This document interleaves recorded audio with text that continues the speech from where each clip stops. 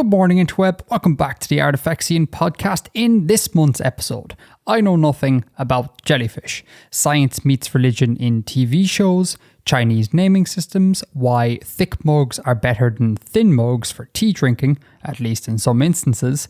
In Cairn news, the Abeski are doing their job just a little too well. In Artifexian news, I launched a new series, anxiety over an airborne fiancé, and we finish up with a totally non-anxiety inducing Global Peace Index quiz.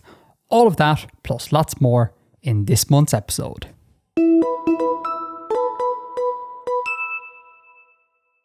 Right, episode 68, 608, engaged?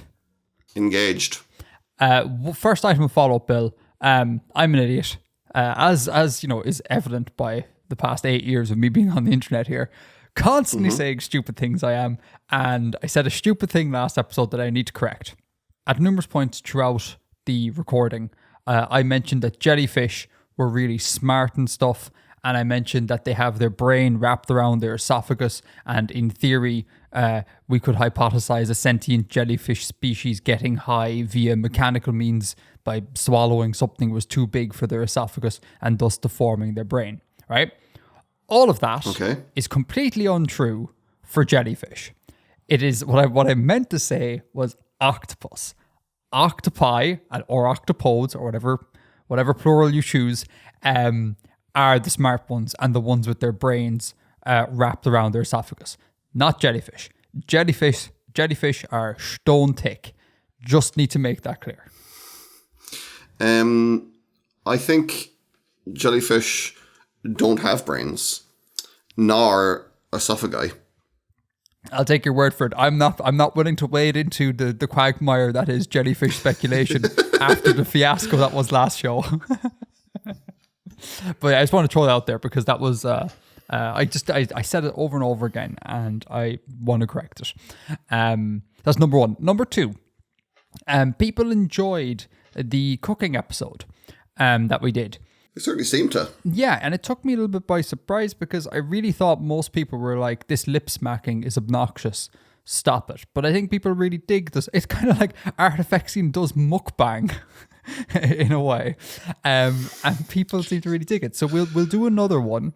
Bill and I were just talking about it off air, and I think what we'll do is we'll do a dish from ancient Greece for next show, and Bill and I think will cook the same dish this time because I think that might lead to a more interesting debate, particularly if we cook something and Bill absolutely hates it and I absolutely love it. That banter could ensue, and it's redundancy. Like if one of us can't get all the ingredients, then at least the other person's cooking that dish, etc. So we're going to do that. Now we're not going to do that next show because this show has been delayed by 2 weeks because apparently Bill and I both have lives, which is a news to me. So the next recording after this show is going to be standard first Sunday of every month, and that's too closely spaced to this recording. So we'll do the cooking episode the next recording. So not this episode, not the following episode, but the episode after that. Does that make sense, Bill? Makes total sense. Total sense. We reserve the right to change our minds and maybe do ancient Rome, depending on ingredient availability and such. But as it currently stands, we're going to look at an ancient Greece episode in the not so near future. Yeah. Makes sense. Cool. All right. Now, so there are the 2 items of follow-up. We got some emails here. This is going to be yet another very Edgar-heavy follow-up. Brace yourselves, folks. So our first email comes from Bean Paste, continuing the fine tradition of Artifexian podcast listeners having bean-related names. They write an email about the age reckoning we talked about in the last episode, how in Korea, when you are born aged 1 and not age 0, plus assorted cultural interest around that system. So Bean Paste writes, the way of age counting Edgar spoke about in episode 67 is commonly referred to as age reckoning. I like a lot of Chinese wuxia and xianxia fiction. And there is a very interesting system of age reckoning in at least ancient China, which ties into the ancient system of naming. In ancient China, one person can have 3 different names. Name number 1 is a childhood name. This is the name given to the child at birth, and once they are grown, it'll only be used by family or childhood friends. Name number 3 is a title. It's pretty self-explanatory. If someone is given a special title, then they may use it as a name. And the second type of name is the interesting one, courtesy name. This ties into age reckoning because the courtesy name is given to men when Chinese age reckoning determines that they are 21. Women may get a courtesy name upon marriage. It's not a very clear thing. Chinese age reckoning, like Korean, starts with a child born at the age of 1.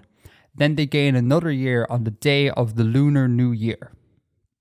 Also to note that in Chinese, this age is counted in ordinal numbers rather than cardinal numbers. So I find that all extremely fascinating, and I have never heard of that before, and that's kind of awesome. I really enjoy it, particularly the part about ordinal numbers. Like, I'm assuming the way you would phrase it then in Chinese would be something like, I have my first year, or I have my 43rd year. Like, I can't really envisage him saying something like, I am 43rd. That seems a bit odd. Yeah. I'd imagine there's some sort of like cool periphrastic construction around that. Anyone who knows Chinese or some Chinese language, let me know about that. But I think that's really cool. All the multiple names. That's really awesome. Very interesting. I might steal that for a project. So thank you, Bean Paste. Now our next email comes from a Boomerang Beans Chango Reginald Bartholomew III, and then they ran out of space in the name slot, so I have a D here with 3 dots, and then in the subject field they wrote name continued, and then they have Dove Slane. How would you pronounce that, Bill? Dove Slane? Odushlana? Odushlana maybe? Odushlana of Leash. So I'm pretty sure we're actually missing some titles there in the name because it had to be spread over the name field and into the subject. It's Delaney. Delaney? Yeah. It's the translation of Delaney. You don't just say it the same as Delaney, but it's right. Yeah. Do you know what, Bill? It used to make me really sad in school. Tangent alert here. Sorry, we'll get back to the email in a sec. Tangent. In school, we used to do our teacher used to do as much of the curriculum through Irish as possible. So he'd refer to us but by our Irish names. We'd have like a Korah session at the start of every morning. It's like a Korah means conversation. And we'd have to use, I'm sure you had the same experience. You had to use a bunch of like Irish phrases to ask to do things like go to the bathroom and that sort of crack. And it used to make me really sad because I was the only kid in my class and possibly school, because Ireland was not as diverse as it currently is in the early 90s, that didn't have an Irish name. Like Edgar Grunwald was just not translated. I don't know if it's untranslatable, but I was just referred to as Edgar Grunwald. And it used to, it kind of bothered me because it kind of singled me out as being different. And I really didn't like that. Like everyone was like, oh, Porig Og O Heshlon or whatever. And I was Edgar Grunwald. And I was like, why don't I get a fun name? This is ridiculous. So as much as I do love my name, I think Edgar is a really nice name. I do wish there was an Irish translation for it. But such is the cross we all have to bear. Anyhow, so Boomerang Beans Chango Reginald Bartholomew III Dushlana of Leash writes, "It is I, the one true Beans Chango," again continuing the fine tradition of Artifexian viewers with bean-related names. I can confirm that I am not, in fact, Devon Beans. I have bode my time and decided to reply at this right moment. But first, I must talk about bread. They go on and talk here, just to summarize a little bit about my problems with the unleavened bread. in the last episode, and they theorized that like some sort of leavening agent probably was around, because like, you know, sourdough bread, you can like leave it out or whatever, and the gases can build up through the fermentation of little tiny bacteria, so you can kind of get some leavening sort of stuff happening there, which is pretty cool. And then they go on to finish, and this is the main reason why I'm bringing up this email, because it's gas. They write, finally, this is a message for Devon Beans. If you are listening to this, I challenge you to a duel for the title of Beans. Whoever wins must drop the title of Beans and must only go by Devon or Chango, respectively, within the context of the Artifexian podcast. I haven't thought through the form of which this duel will take. This is an empty threat. Also, also a big fan of the show. I've been listening since day one, and it's been a big help in the creation of my current project. I would say now that that's hilarious, and also we have another contender for the title of Beans, because we have a Devon Beans, Beans Chango, and now we have Beans Paste. The conspiratorial person head in me is thinking that they're actually all the same person, and there's like they're manufacturing this drama to be a bit more beansy, to bring a bit more beans recognition to the Artifexian podcast. I just don't know. But that was a gas email, Beans Chango. Thank you. I mean, they said that they're not Devon Beans, but can we trust that? I mean, I read on the internet that they're not Devon Beans, so it must be right. This is it. Now, the final email that we're going to look at comes from Oscar Keane. Hey, Edgar and Bill, putting my name first. I like it. Nice, proper respect. I've always been a huge fan of the podcast and the channel as a whole, and I've found every video of yours extremely helpful with my world building efforts. Thank you. That really means a lot. Cheers. They say, I have constructed a binary star system per your calculations in those videos, and I have moved on to my first attempt at conlanging and fleshing out some cultures. I've got an idea to have the gods of these people be sort of real by making them based on impossibly ancient and technologically powerful beings. The idea sprouted from that one quote, whomst creator I cannot recall, about advanced science appearing like magic. That's Sanderson, isn't it? Arthur C. Clarke. Arthur C. Clarke. I was wondering about yours and Bill's thoughts on these topics, and also fitting in clearly supernatural gods into a scientifically plausible setting and the issues those two would pose. My feedback on this real quick, Bill, I don't know if you'll have much to say about this, but I'll throw it over to you in a second. I think this is entirely doable and it can work really well. And I would quote Deep Space Nine as an example, Star Trek Deep Space Nine as an example of it being done really well. Like Star Trek is, I guess, sort of hard sciencey, but there also is a bomb of religion. Well, I mean, leave out the technobabble, but like, you know, it's not, I guess it's not hard science, isn't it? It's not as loose as like Star Wars, do you know? I guess, and certainly in its flavor, it's scientific. Yeah, exactly. I think is the more relevant. Precisely. But yet they still incorporate like a bunch of religious stuff. And in Deep Space Nine, the religious stuff are like super advanced ancient beings. So they're exactly what you're going for. So I would. Not the Dominion? The Dominion are the bad guys, aren't they? Yeah, I thought they did a kind of a religion thing, that they were worshipped by their client races. I mean, there's so much religion in that show that I wouldn't be surprised. Okay. But what? There is a name. It's the people in the wormhole. There's a name for them. Okay. Yeah, I can't remember the name for them. Okay. But we'll put in the show notes or something, or I'll do this follow-up. The Prophets. The Prophets. That's it.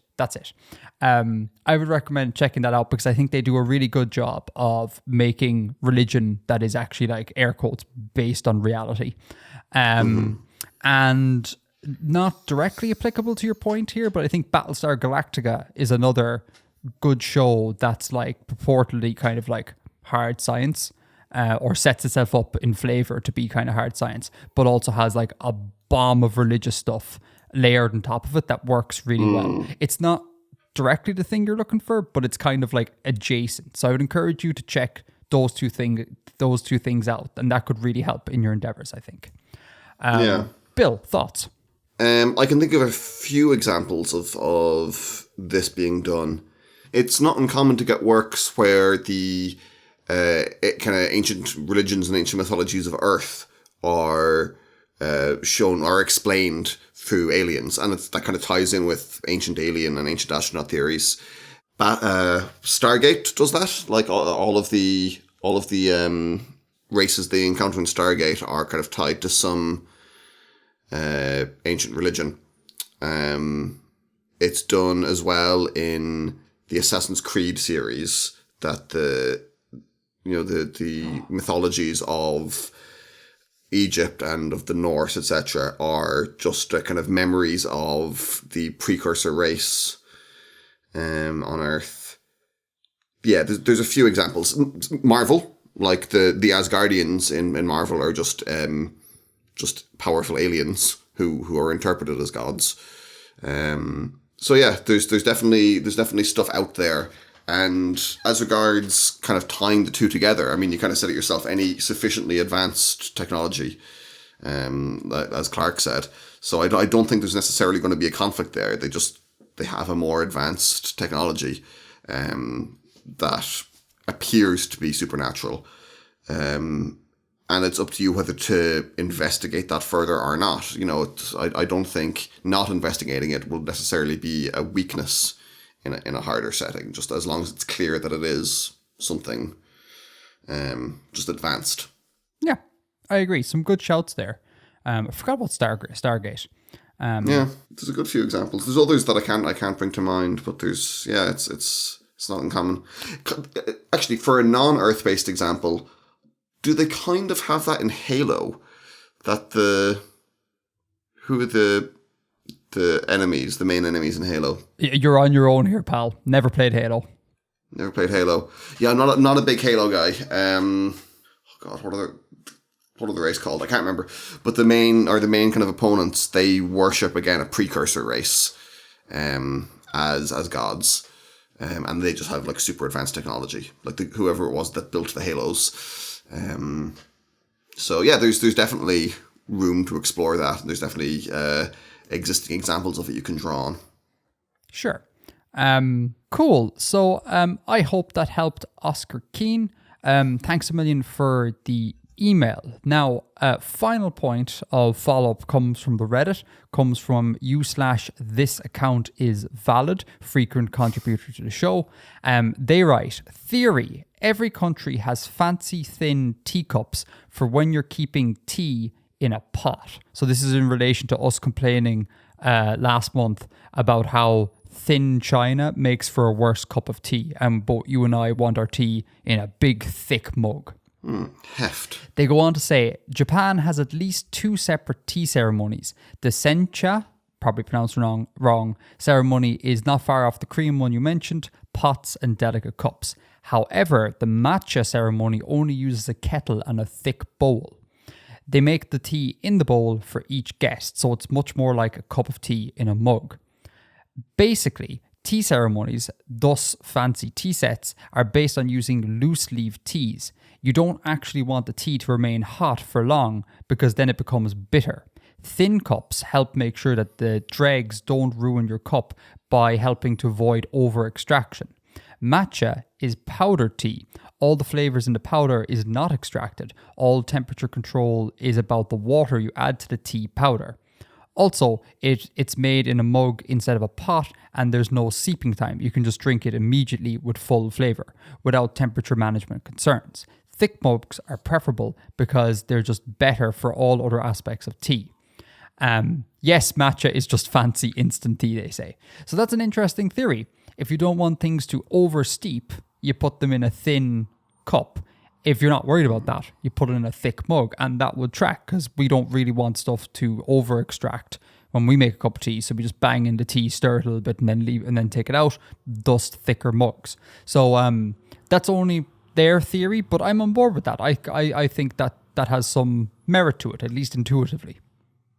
Yeah, it kind of makes sense. Yeah. I follow the logic. Tea follow-up. Tea and beans. It's all about tea and beans this episode. So now that is follow-up done. Shall we go and do some world building? Let's do some world building.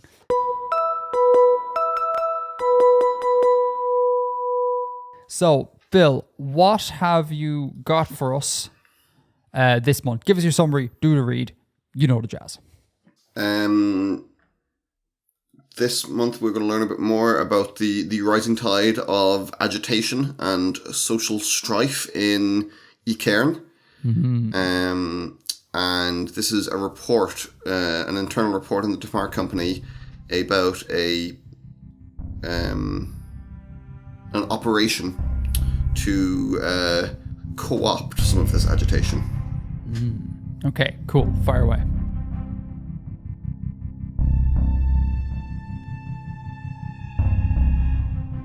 Report: Agitation in Nalmya. The agent implanted among the local agitators in the ceramic works in my district was terminated in a clash with Valdini security forces. This operation is now closed, and we consider it to have been a partial success. The following strategic victories were achieved. Local barons' faith in the Valdian company's ability to provide security and continuity of operation has been severely shaken. Our licensed prospectors are well placed to offer contracts ensuring stability and reduce Valdini control of the market in this area. Depletion of the local workforce as a result of agitation and ensuing clashes with Valdini security has put further pressure on local barons to source reliable labour. Tamari workers would be ideal to fill this gap and allow us increased leverage over the local owners. Disruption to the supply of goods as a result of agitation has damaged the Valdini standing in the markets in Aveski cities. The following strategic losses have been endured. The loss of an embedded agent represents a diminished ability to monitor our competitors' operation in this district and to influence their affairs. Local population's distrust of Aveski investment has severely increased, due in part to the punitive measures taken by Valdini security forces. Recommendations for future action. Agents and scouts should be familiar with agitation rhetoric, both to disrupt such movements and to encourage or co-opt them where advantageous. The embedded agent in this district was particularly familiar with agitation and strike fomenting, as a result of experience gained prior to company employment. Inclusion of this topic in training would be highly beneficial to many operations. We conclude that the exploitation of the current environment of agitation is a viable strategy to weaken our competitors and should be explored further. Sodena Ilsat, Depot Commander, Nalmya 5th Depot.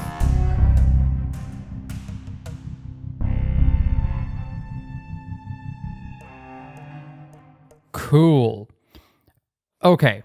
You give us your summary first, and then I'll ask some questions. In this part of the Nalmya district, which is part of the Trans-Olyan office,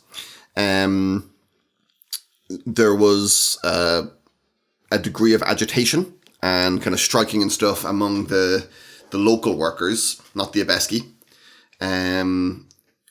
in an area that was more controlled by a rival company, by the Valdini company. And the local depot commander tasked an embedded agent that they had, kind of working there in the Valdini works to increase the agitation, to, promote striking and like use that to disrupt the Valdini business. And it was a little bit too successful, and there was a major conflict, and the agent got killed in the violence, as did a lot of the workers. And so the Valdini security forces, are they another Abeski thing, or are they local? They're another Abeski company, yeah. So they're a rival company to the Tamar company. Brill. And just to be absolutely clear, the implanted agent was one of the Tamar company. Yes. Okay. Grand. Okay. And so why did it go too well? Just, one of those things, like, he was sent in to promote striking and it got out of hand. Okay. And then it got beyond his ability to control or to influence. and became like a major strike or a major conflict. And ended up getting them killed. How common of a practice is it for companies to plant rivals in other companies' affairs? Probably pretty common. Pretty common. Okay. Probably pretty common, yeah. I would imagine so. And the relative power of these two companies, is the Tamar company a much bigger company than the Valdini? I can't remember what I said on this before. The Tamar company is newer. It's a little bit younger and more dynamic. And the Valdini company is more established. But I guess they would probably be of a similar size. Okay. Cool. So now the local barons, their fate is shaken in the Valdini. They're like, it looks like they couldn't really protect us at all. Time to go look for someone else, and they'll go looking to the Tamari, correct? Yeah, they're like, oh no, this kind of the Valdini weren't capable of stopping the strike before it got out of hand. Okay, and they say as well, like, depletion of the local workforce as a result of agitation and ensuing clashes with Valdini security has put further pressure on local barons to source reliable labour. Hence, look at the Tamari. That strikes me like, the idea that it went too well. They kind of wanted a whole bunch of people to die. To deplete the local workforce. They wanted a bunch of people to die. Is it that it went too well in the sense your man happened to die as well, the agent? I mean, it just kind of, it got out of hand more than they expected it to. And, there were upsides as she lists. There were upsides and there were downsides to it. They weren't necessarily trying to get a load of the workers killed, but they're treating that as an opportunity rather than a problem. Sure. Oh my God, it's so grim. And then we have a loss of an embedded agent as a downside. That makes, I think, perfect sense. Local population's distrust of Abeski investment has severely increased, due in part to the punitive measures taken by the Valdini security force. That's interesting that the local populations now have a higher distrust in like Abeski investment in general as a result of the Valdini, and not just like a distrust in the Valdini company as a result of their measures. Do you reckon? I think so. Yeah, because I mean, like if I don't know, this is probably a terrible example, but like if Party A in government imposes a bunch of punitive measures, I'd be like really angry at like Party A, but not like angry at the institution of government. Do you know what I mean? Like there are other parties there that like be like, where if these guys were here, that would be so much better for us. It wouldn't be so punitive. So I could easily see a local population being all like, yeah, these Abeski companies are not great and all, but like, boy, the Valdini really messed up. If we're going to have Abeski companies, why didn't we have the Tamari be in here? They wouldn't have imposed it. They wouldn't have let it get to the point where such punitive measures would have to be imposed. You know. So local population there is more talking about the general population rather than investors and barons and things. And you got to remember the Abeski are outsiders essentially. So there's kind of a foreign element or an ethnic element to it, that it's these people from somewhere else came, and when we got involved with them, a load of us got killed. Right. So there's high distrust anyways to all Abeski.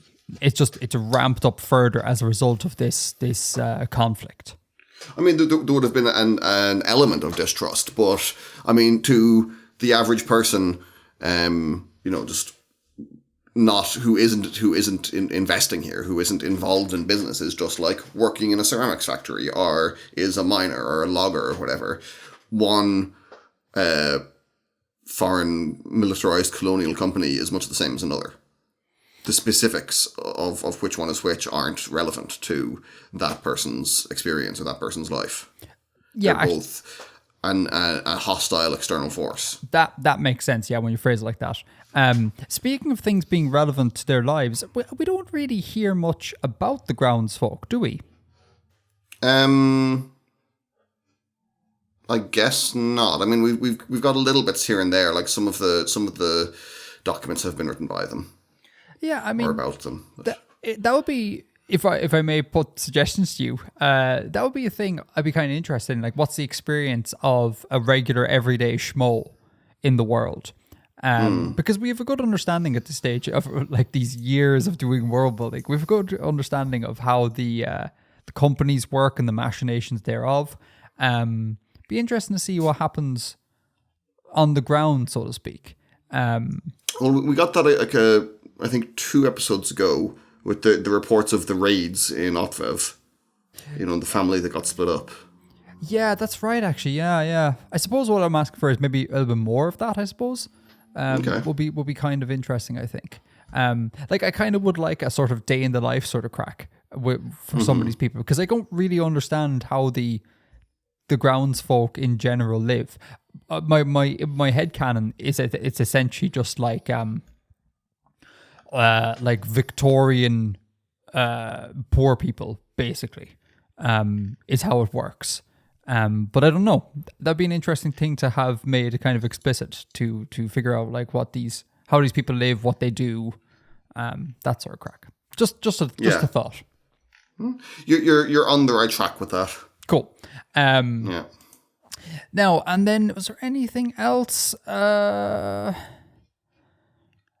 I mean, I guess the only thing I would say is just the sort of the very grim clinical nature of this is not horrifying, but like upsetting. Do you know? Like, the last line is like, the exploitation of the current environment of agitation is a viable strategy to weaken our competitors and should be further explored. Like, exploitation of the current environment of agitation means there's been a conflict where at least one, actually no, more than one person has died because there's been a depletion of the local workforce.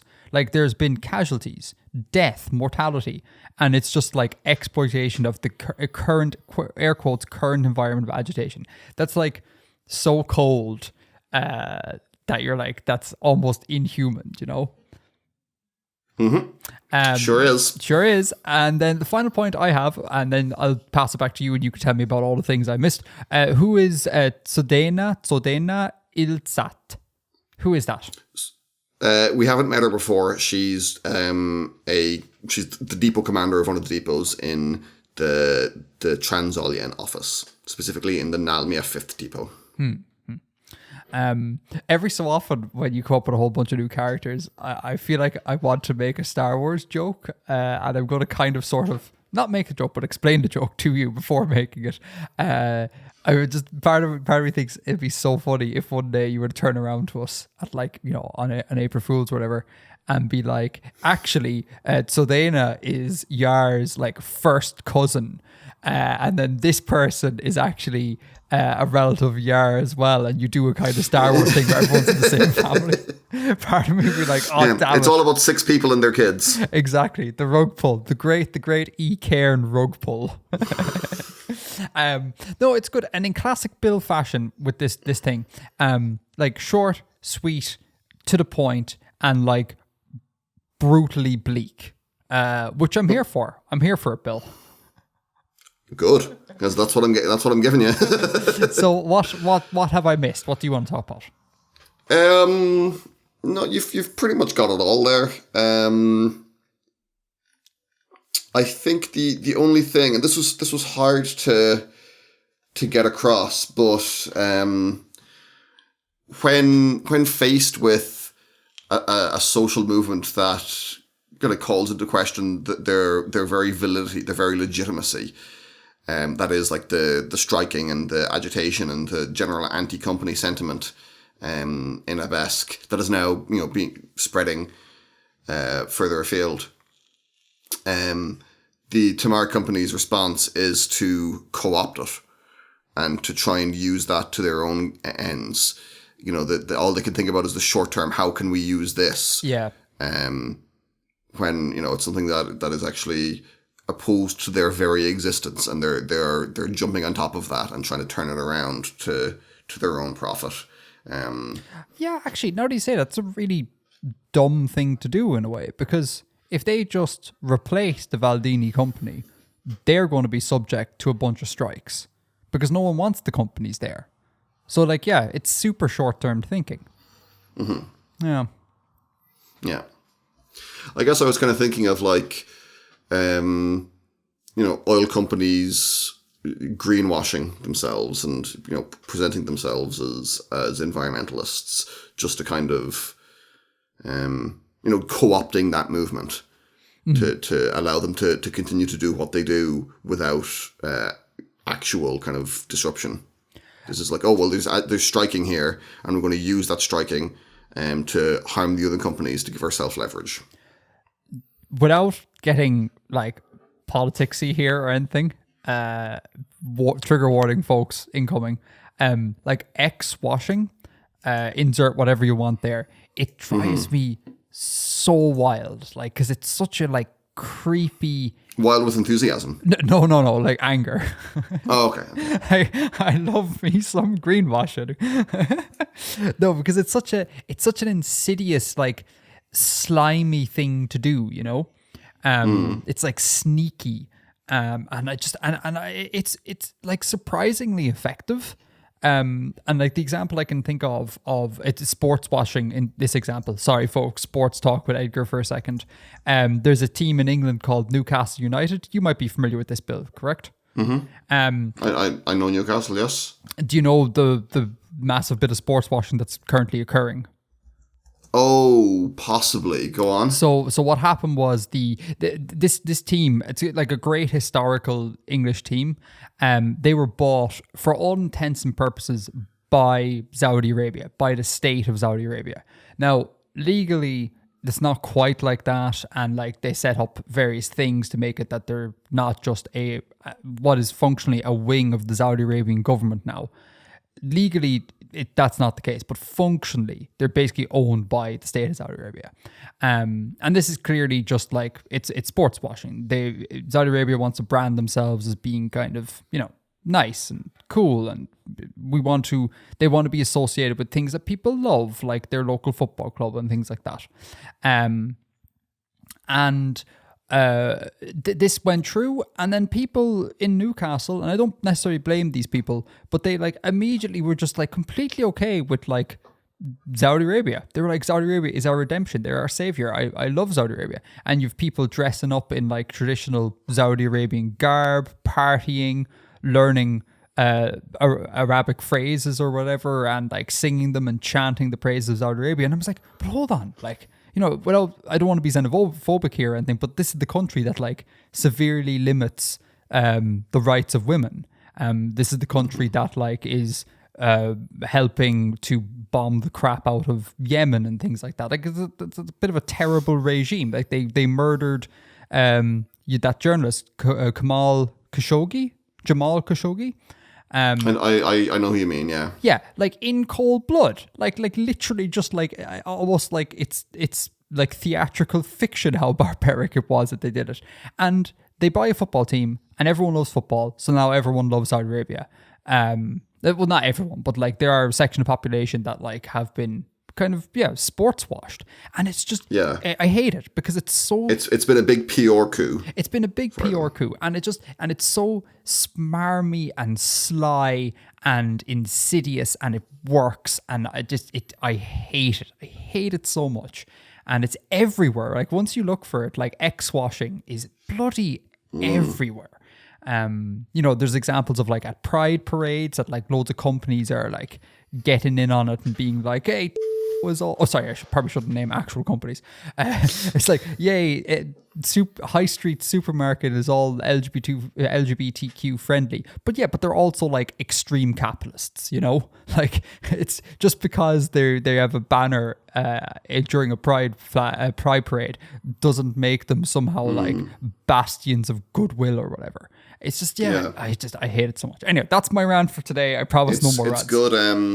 As I said, it's good PR for the Mouse to say that they love Pride and that they hang Pride flags in the windows of all of their stores, and then they, take out queer characters in their films for certain foreign markets and donate massive amounts of money to anti-queer politicians. That's it precisely. Like, and these companies care not about any of us. They care about our pockets. They care about getting our money.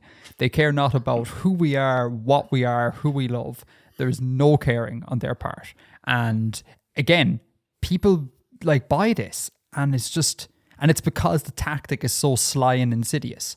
And again, just drives me nuts. So anyway, sorry, like I said, that's my rant. I'm done. No more politics. Politics is over with Edgar. No more politics. Anything else to add, Bill? No, I think we've covered the whole piece. The whole piece. Okay. So do you want to talk a little bit about what I've been up to? Let's. Okay. I have launched a new series, Bill. I see. Have you been watching? I have seen the first 2 episodes. Oh, very good. And episode 0. And episode 0. Well, that's not really an episode, you know.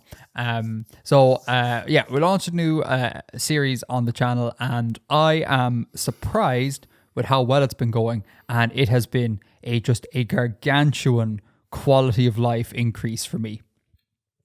Because like the old videos were becoming increasingly more incompatible with my sort of non-Artifexian duties in life.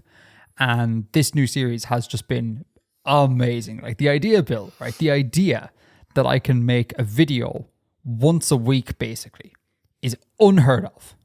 Like back at the very, very early days, like 2014, when the videos were like 2 minutes long, I was doing about once every 1 to 2 weeks. But since that time, it's all been like, 4, 5, 6 weeks sometimes. And this is just great that I'm able to make a bunch of content that I'm really happy and proud of that keeps coming. So it's been absolutely, absolutely wonderful. And people seem to like it, which is also kind of cool. So what are your thoughts? What have you been thinking as you've been watching? Just that it's very clear, and anytime that I kind of had a question, and because I was watching them with a critical eye to note down things for the podcast, to be like, oh well, could you clarify this, or what about this thing? And you knocked the wind out of my sails by anticipating my every question. No. So thanks really? For that. Wow. There was some way you phrased something about the color of the star or something in the first. It was one of those issues in the first episode, and I was like, oh no, that was kind of ambiguous. And then like the next thing you said after I thought that clarified it. So yeah. I am actually shocked because one of the downsides of this new format, because there's no script, it's just me talking off the cuff. And like, I know I'm going to say dumb things like jellyfish are extremely clever. That sort of crack. Like that's going to happen. And that's just kind of part of the format. So it actually kind of blows my mind that I cleared up ambiguity like live. That's kind of class. And that fills me with great hope that this maybe won't happen all the time. I should have said actually at the start, there's links to the 3 episodes that have been released thus far, 0 to 2, are in the show notes, and you can go check them out. As we go forward, we're going to look at them in a little bit more detail, folks. Like this section is basically just like, hey, a thing has happened. What are your thoughts? But as we go forward, we'll look at them in a little bit more detail on the podcast. Anything else? What did I think? I wrote in a few notes here. So in the first episode, there was a comment left by someone, a teacher, who says that they use their material in their classrooms, which I thought was very, very neat. Did you see that? I did, and I still, need to fight back the urge to reply and be like, please don't. Because like I'm not an expert in any of these things, and part of me really worries that people are taking my ramblings and using them to like teach people stuff. Because again, I could be wrong about anything at any time. I don't have the expertise to know that, But if they're professional, they obviously know, and they can make a call, and so it's not too bad. But it fills me with anxiety every time I hear that. Pride and anxiety. Episode 2. So one of the things you say is a possible stellar system kind of format is densely packed rocky planets. Mm-hmm. Have you done a video on that previously, like back in the old days? Kinda. Back in the old days, I made a video about like running through basically a list video of all the different types of systems. And I just noted that these things exist, but I've never done a build for it. Okay. Do you want to know? Do you want to know how to do it? That will be of interest to me. So the way I do it, now again, could be wrong, not an astronomer, but the way I would think about doing it is that anytime you have something on the planetary system level that seems a bit weird and stuff, the reason why it's weird is resonances, or at least you can employ that reason to justify the weirdness. And so these densely packed objects, you basically just, what you do is you find orbits that are in resonance with one another, that are in first order resonances. So for example, a first order resonance is if you have, say, two bodies, one body orbits a star 3 times for precisely 2 orbits of an outer body. That's a first order mean motion resonance. The integers, 3 and 2, they differ by 1. That's definitionally what first order is. 4 is to 5 would be 1, 5 is to 6. 21 is to 22 would be another first order mean motion resonance. And the first order resonances, they're like the most stable. So you can use those to justify packing these really closely. Like, so if you think about it, if you had two bodies that were in a, say, 9:10 resonance, those 2 orbits, like the distance between them will be quite short, right? Because one is orbiting 9 times for every 10 orbits of another one. The distance between them would not be too great.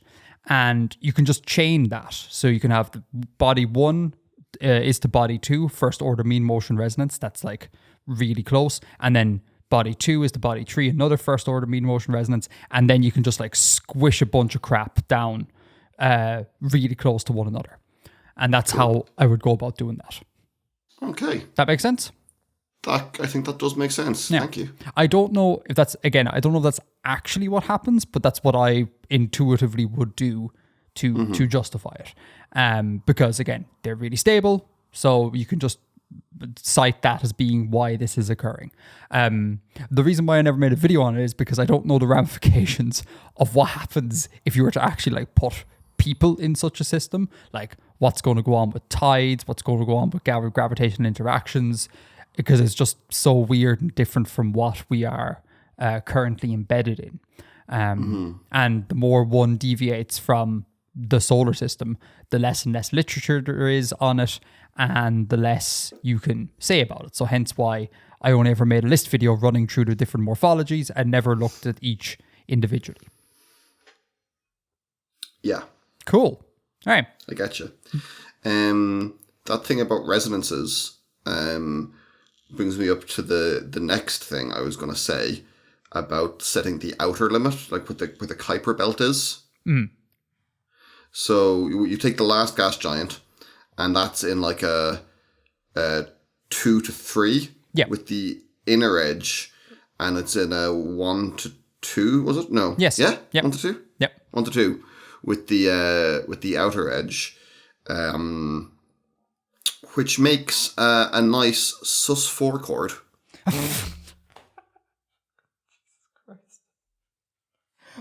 Wait, how is it making a sus4 chord? What are you talking about?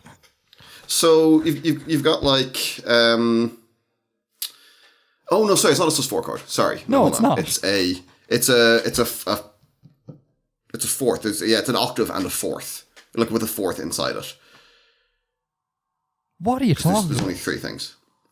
So a 3. You've got ratios there, right? So you've got the planet to the outer side is an octave, right? Because it's 1 to 2. Yeah? I'm with you. What? I'm with you. Yeah. And then to the inner one, that's 2 to 3. Yeah.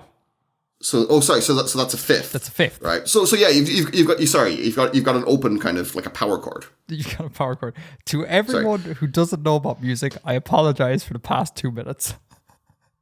wasn't 2 minutes. So I was thinking, and then the fourth is from the middle note to the top. That's where I was getting the fourth. There isn't actually a fourth in there because there's only 3 frequencies. But yeah, so that's fun.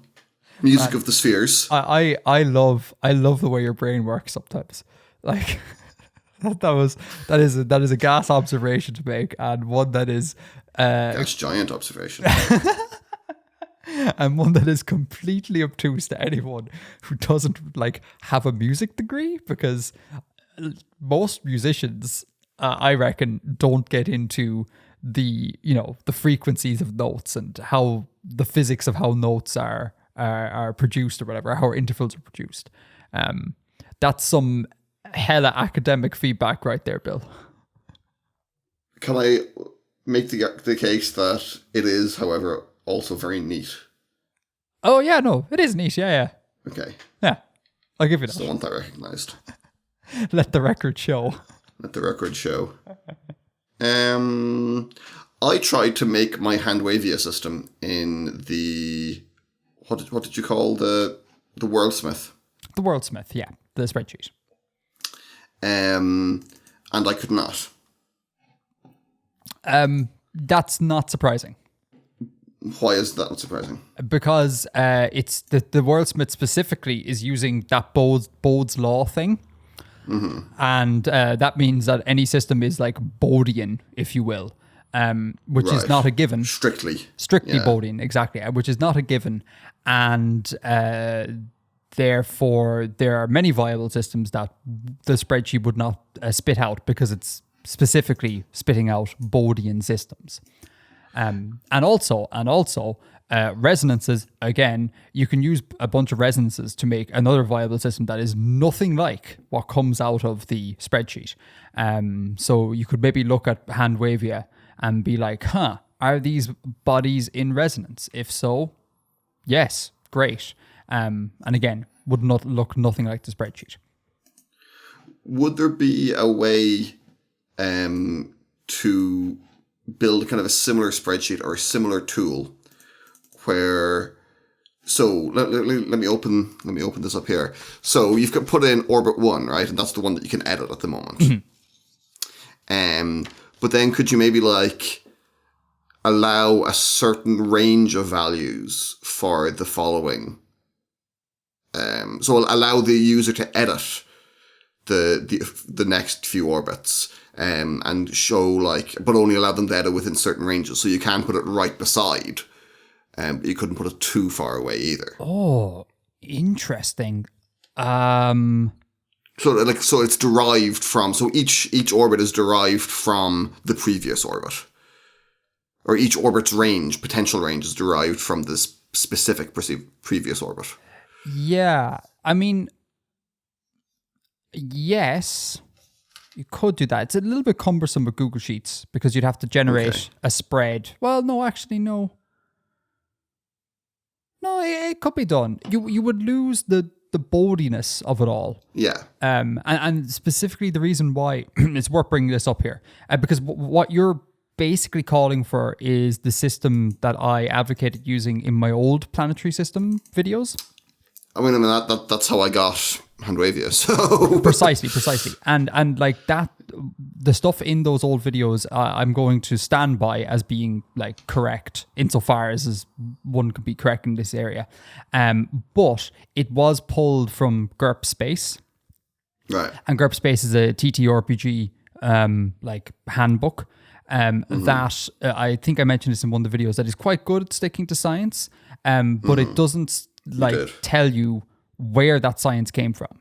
And I've never been able to confirm what GURPS say about the orbital spacing and the way they generate it anywhere else. And so I was like, okay, it's a case of like just trust GURPS that they're working on something legit, or maybe employ something that's more kind of like academically understood, I suppose. And that's what led me to do strict Bodian systems, because it's like it's more based on something concrete, if you know what I'm saying, as opposed to just pulling. But even though But don't you say in the video it's Right. not necessarily? But there is no reason to think that like another solar system type system couldn't strictly follow Bode's law. Just because our system doesn't mean that another system couldn't. Like there's no universal of the universe, no universal that states that no system ever can physically follow Bode's law perfectly, you know? So that's the conceit of the spreadsheet. It's the idea that like, hey, Bode's law is a thing, and it's a thing that we have found useful to an extent in the past. There's maths behind it, you know, there's an academics or history behind it. I'm going to take this and I'm just going to say that in the universe that the Worldsmith will create for you, Bode's law just holds. And I think that's a better conceit than, hey, I found a thing in a TTRPG handbook that I can't determine whether it's just complete made up nonsense or it's legit because no sources are cited. So I think that's a better call to make, hence the switch to a strict Bodian system. Does that make sense? Does that track with you? Kind of. Tell me your reservations. What are your reservations? I'm trying to figure out how to formulate my kind of objection there, and I'm not sure how. But I'll have to think about it. That's very strong objection. I'm a strong opinioned person, Edgar. He has strong opinions about tea. I certainly do. The vessel that it needs and the pre-warming. Sorry, just as a quick tangent. Sorry, folks. I still find it like shocking that I taught you or I convinced you to pre-warm cups. I still don't fully believe you that actually occurred because I have no memory of this, and it seems absolutely daft and counterintuitive to everything I stand for. Yet I was the one that caused you to do this bizarre practice. Madness. It's not a bizarre practice. It's a great practice. Anyhow, have you formulated objections? No, let's move on. Let's move on. Cool. Sure, you can tell me next month. Yeah. Yeah, precisely. Or in 2 weeks' time, rather. Yeah. Any closing points? I don't think so. Cool. I don't think so. I'm enjoying this. I'm looking forward to seeing where it goes. How quickly do you think you will get through the geofiction? Oh, that's a good question. I'm hoping quick. I'm hoping maybe dozen episodes or so, possibly. Okay. So we're looking at maybe 2 to 3 months, I hope. And the reason for that is like, although this is my favorite part of the world building process, I do love me some geofiction. Most people can't stand it, and I need to recognize it. And most people are in it for conlanging and spec bio and culture and stuff. So I want to try and get through this as fast as reasonably possible. To get to the more meat and potatoes of things. So like, I'm not going to do stuff like flesh out and do all the maths on each of the planets and track them. Like we're basically just going to build the habitable world, and kind of everything else there is just flavor text. We're not going to look into it in any great detail. And that should make it progress quicker, you know? Yeah. Yeah. I'm glad you're looking forward to it. Hopefully this series will continue to get better, and hopefully people will continue to enjoy it, because so far fairly positive reviews on it, which is good. Excellent. Cool. Green room? Let's green room. Let's green room.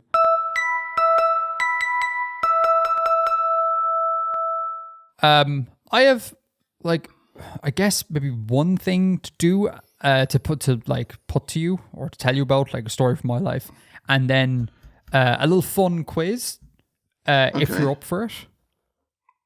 I'm down to clown. Down to clown. I chucked the captain out of a plane. Is an update in my life, and that was a very interesting and terrifying experience. Cool. The captain has always wanted to go skydiving, and as a birthday present, I was like, I will buy you a skydive from, I think it was 10,000 feet or something. They still measured in feet. It's ridiculous. But Yeah, and so I didn't go skydiving. I have no interest in like, jumping out of a plane and, you know, raising the old micromorts there. So I stayed on the ground, and I was amazed at how anxious I was. Like, I was like, you know, I know it's safe. I know there's people who do hundreds of skydives. Like, the skydive instructors on the day, they must have done maybe 10 jumps that day, like just up and down all the time, and they're not dying left, right, and center. So like, it's obviously safe, but like, nothing is 100% safe. And the actual bloody anxiety was unreal. And it was a really cloudy day, so they flew up in the plane disappeared above the clouds, and then there's just nothing, right? And I'm like, she's up there, I hope she's up there. Oh God, I hope she's up there. And there's nothing for like 10 minutes or so. And then eventually some parachutes like come out through the clouds, and you're like, oh, thank God. And then the second wave of anxiety starts, because you're kind of like, what happens if the parachute fails? Like, the plane didn't crash. What happens if the parachute fails? And it was the most nerve-wracking, 15 minutes I have ever bloody experienced. But she really enjoyed it. Like, she came back and she was like, that was amazing. And I was like, oh good, I'm glad you liked it, but like, I'd rather not purchase that for you again, because that was awful for me. I mean, you don't have to go and watch it next time. Oh, I couldn't not watch it. I think that would nearly be worse. That would be dead. Like, if I just took off and went to a coffee shop, I'd be sitting there being like, I can't even verify if she's dead, do you know? Yeah, I just get images. I'd be sitting there sipping my flat white or whatever, and I get images of driving back to the thing, and, you know, there'd be a gathering of people and being like, look, we're really sorry. And then they point to a corpse on the ground. And I'm like, ah! Like, I couldn't do that. All very anxiety inducing. And it was mad just how like chill everyone was. Like, there was a bunch of instructors who were just like smoking in the hangar of the plane. And I'm like, but is there not jet fuel everywhere? And everyone's like super chill. They all look like a bunch of hippies, basically, all the driving instructors. And it was very casual. Like, the casual vibes really unnerved me a little bit. Like, clearly they're professionals and they know what they're doing, and it's a long-standing business that's been going since, I think, the 50s. One has to assume one has to assume that their mortality rate is pretty low to make it like, what is that, 50, 70 years of service, you know? But yeah, the chill vibes and the clouds were just, I did not anticipate just how anxious I would be. So yeah, that happened. That was fun. And that's one of the reasons why we didn't get to record when we got to record, because I was away. I happened to be skydiving the morning after when we usually record, or rather the captain happened to be skydiving the morning after we usually record. So that's my fun little thing from my life. Cool. So I was watching, this is the final thing, nothing to do with world building, folks. If you're here for the world building, it's all done. I was watching Long Way Up on Apple TV Plus. It's a show with Ewan McGregor, Obi-Wan Kenobi. Sorry, what's it called? Long Way Up. Long Way Up. Okay. Long Way Up. And it's a show with Obi-Wan Kenobi, Ewan McGregor, and his best mate, Charlie Boorman. Yes. Yeah, they're both like motorcycle nerds, and they have done various round the world sort of trips in the past, and they've come back, they've reunited. The Avengers have reunited, have assembled again, and they've done a trip from the bottom of Argentina all the way up to LA, and that's the trip that they've done. And in watching it, it's like beautiful, like scenery everywhere, and it's all wonderful. And it got me thinking about, like, you know, potential honeymoon for when the captain and I get married. Like, could we go to any of these stunning places that were outlined?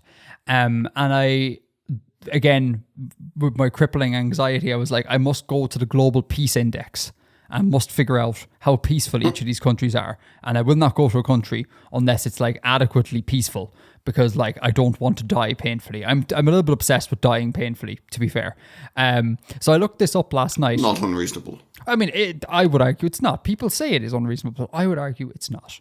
So I looked up the Global Peace Index, and I think there's a couple of like shockers in the top level and bottom level. So like the most peaceful countries and the least peaceful countries. And so I am currently looking at the wrong year. Hold on. Wait, global Peace Index 2022. Give me a second. Is this it? This is it. Yes, this is it. Excellent. So yeah, I'm looking now at the Global Peace Index for 2022. Don't open a link on the computer, Bill. Don't look at this. Okay. I would like you to have a stab at what you think are the top 5 most peaceful countries in the world. Okay.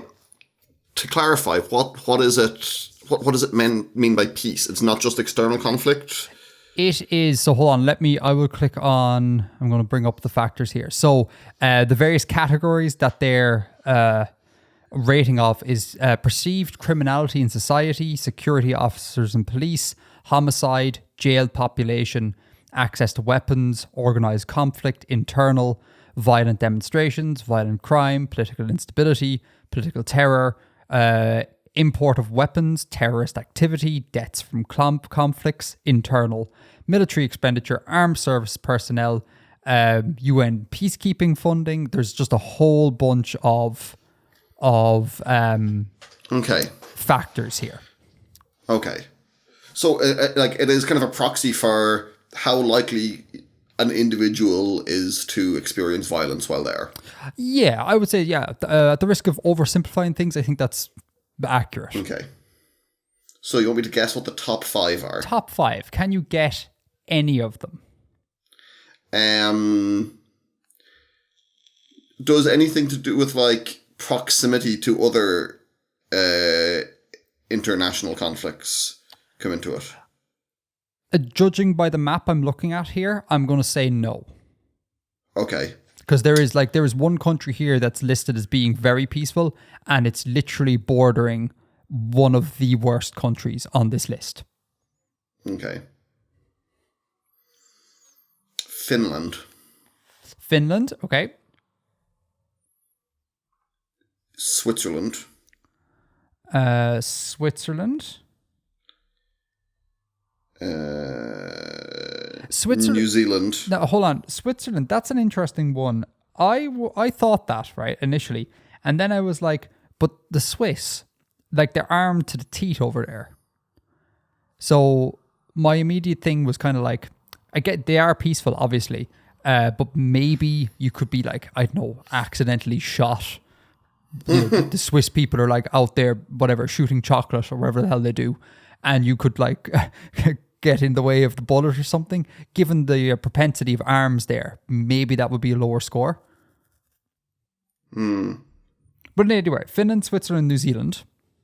I'm going to stick with it. Okay.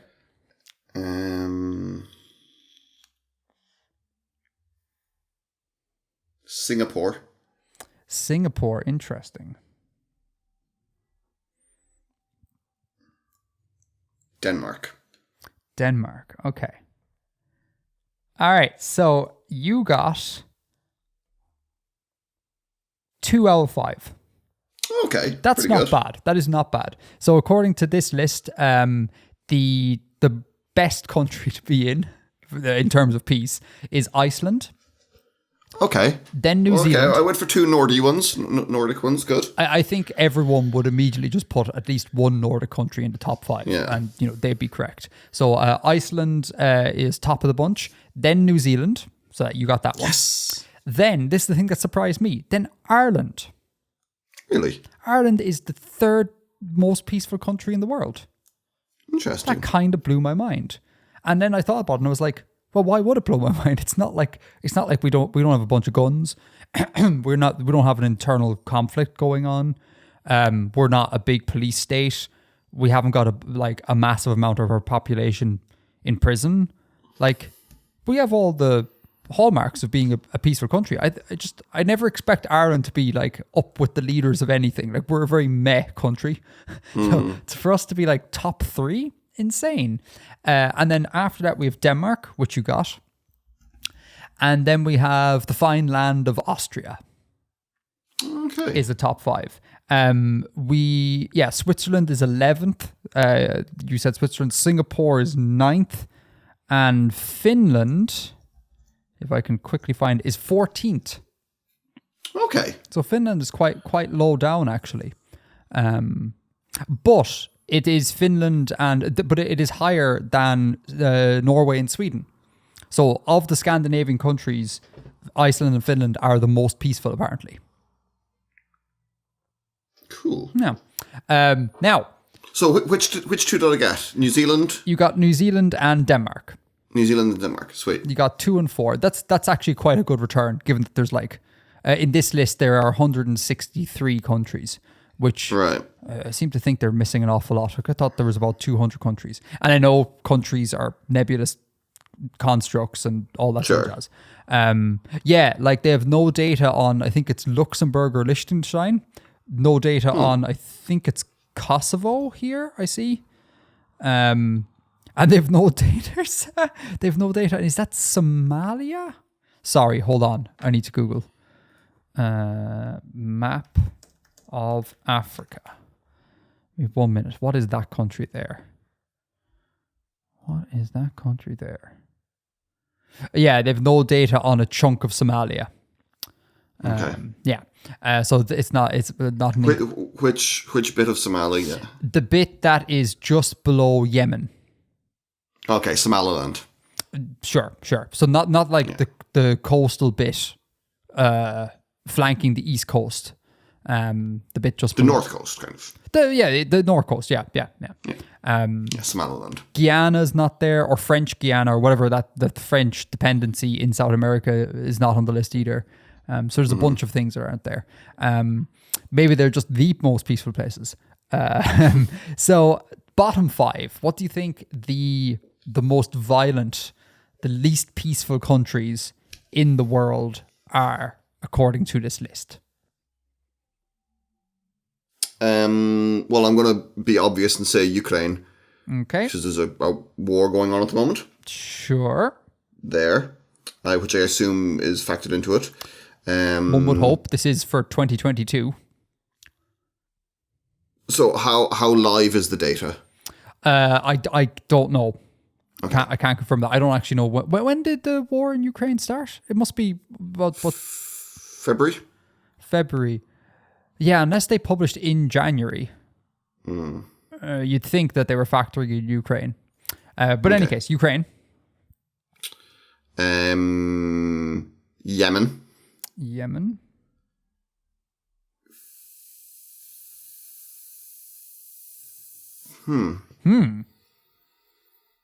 Let me think. Syria?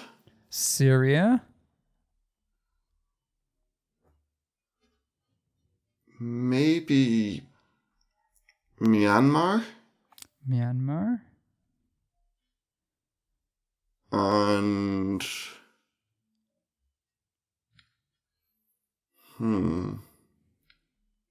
Myanmar is a good shout, actually. Ukraine, Yemen, Syria, Myanmar. Yeah. And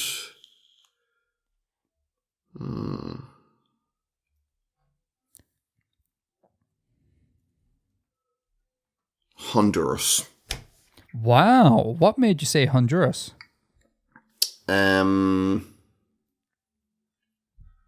I was stuck for a fifth one. Okay, so Honduras is the 117th out of 163 countries. So it is... Okay, so it is pretty low. It's very middle of the road. Like, it is color-coded on this map as being light yellow, and there's an orange and a red below that. So it's very much middle of the road in terms of danger. Or in terms of peace. Again, according to this list. Okay, so do you want me to go through it? Yes, please. I find it really interesting that you have done or you struggled more with this than the most peaceful, because I think the least peaceful countries are the easiest to get.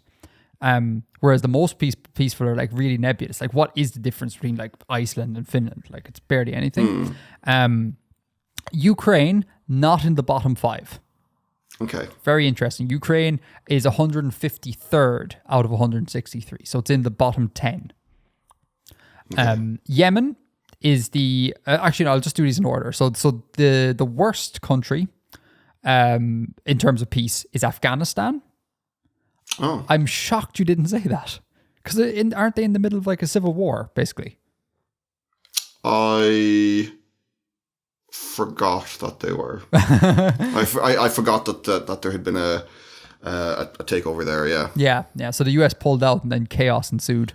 And I think that chaos is still ensuing. So Afghanistan's bottom of the list. Then next up we have Yemen. You got that one. Yes. Then next up we have Syria. You got that one. And then next up, I guess somewhat surprisingly, is Russia. And I guess somewhat surprisingly in the sense that like they're the aggressor. So I don't know, if you're on the ground in Russia, are you going to, as long as you're not Ukrainian, are you going to be under threat of violence? Maybe political violence, but like violence. I don't know. That surprised me a little bit. And then the fifth worst one is South Sudan. South Sudan, okay. South Sudan, I think, was a bit of gimme. I was surprised you didn't get that one as well, because that's like historically just always been very low on the list in terms of peace. And even Sudan, I have a cousin who lives in Sudan. They're 154th out of 163. I have a cousin who lives in Sudan, and every so often I'll hear posts or whatever about what's going on. You're like, oh my God, like that's kind of mental. And South Sudan is always seen as being a little bit worse. So you got 2 out of 5 on the bottom end of the scale. I'm pretty happy with that. Oh. Both. Any of those surprise you? Both in terms of most peaceful and most least peaceful? I didn't expect Russia would be so low. So you're with me on either. that. Yeah. Where is Myanmar? Myanmar is, that's a good point. Where actually is Myanmar on the map? It is there. It is 139th out of 163. Okay. It is orange color. So it's like, I guess, what would it be, like E tier? Okay. An E tier country. It's not an F tier country. And anyhow, so to bring it all back to the starting point, but what made me start looking at this peace index, I was like, South America might be fun to potentially go there for a honeymoon type thing. Mm-hmm. And according to this peace index thing, you're looking at, if you're really concerned about peacefulness, you're looking at Chile, Paraguay, and that bit controlled by France. And then I guess Panama. French Guiana. So French Guiana, Uruguay, Chile, and Panama. Those are the only options. Everything else is either yellow or orange on this map, and that makes me really sad. And also makes me feel a bit silly because you went to Brazil and you just survived just fine. And I need to get over by some of my travel anxiety because, like, historically, I've only ever traveled to green countries on this list because I'm just a bit of a wuss. I suppose you have, yeah. Yeah, like Korea is... But the thing is... Well, no, you've been to the United States. I have been to the United States, and to be fair, that was one of those things where the United States culture is kind of sort of our culture. Like, we have McDonald's, we watch all United States stuff. Sure. It's like this hegemon thing. I kind of treat the United States as being different from all the rest of the orange countries just by association. Do you know what I mean? Which makes no sense. It makes no sense for me to do that. Like, I'd be like, oh, I really don't want to go to like Colombia because it's like orange, but I'll go to the United States because it's orange. Like, that's an irrational part of my thinking here. But I mean, to be fair, again, I don't want to dwell on this because it gets politicky. Like, it is kind of terrifying that there are so many guns there, like, and that, they had that shooting in a supermarket in Colorado not too long ago. And like the concept that like you just be doing a shop or something and you could get shot is kind of terrifying and really makes me like think twice about like, do I actually want to go there? Because that's like scary, like proper scary, Yeah. Have you glad been to see? Oh, sorry, go on. Say again? No, go on. I'm glad to see Zambia is green. You're looking at the map. Very good. Have you been to any red countries? Red or orange. Red or orange. I've been to Brazil, which is orange. That's right. You've been to Brazil, and you've not been to any red countries, no? Don't think so. No. Sorry. Let me zoom out, please. FYI, I should have said this at the start, folks. There's a link in the show notes to this map. You can check it out. I might even just put it on chapter art as well, so you can look at it with us. Although that would ruin the quiz if you're going to be quizzing along with us. Oh, I've been to Russia. Sorry, I've been to Russia. I've been to Red Country. Oh, you have been to Russia, yeah. That was kind of more of a glorified layover. We had no choice in that. But yeah, oh God, I hated Russia so much. I'm sorry, I'm not just saying that because it's like, you know, let's like poo-poo Russia here. Rightly so in many instances.